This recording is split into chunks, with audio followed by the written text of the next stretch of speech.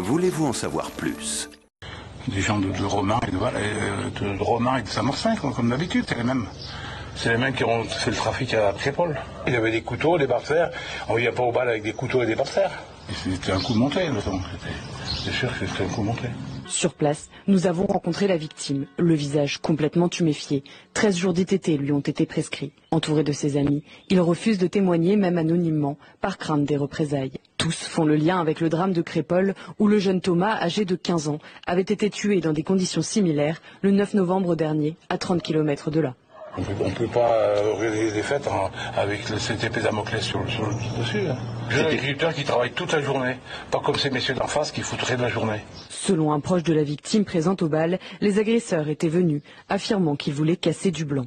Un jeune lynché par les mêmes qu'à Crépol, qui sont venus pour casser du blanc, des victimes qui refusent de témoigner même de manière anonyme, par crainte des représailles. L'histoire se répète et se répétera, encore et encore, tant qu'on n'utilisera pas les bons termes pour décrire ce que nous traversons.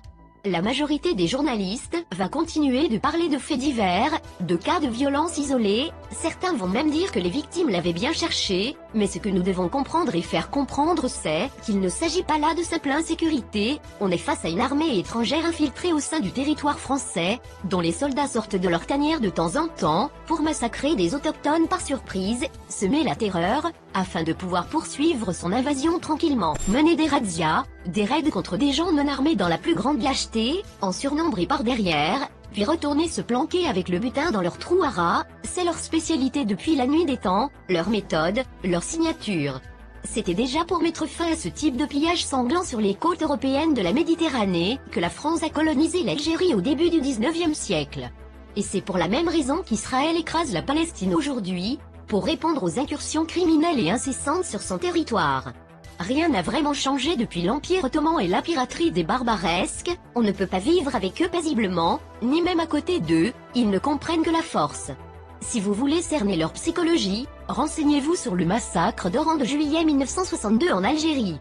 Ces gens peuvent vous sourire toute la journée et venir vous égorger vous et vos enfants une fois la nuit tombée, même s'ils vivent avec vous depuis 20 ans ou 200 ans. Tendez-leur la main, ils vous la couperont. Tournez-leur le dos, ils y planteront une lame.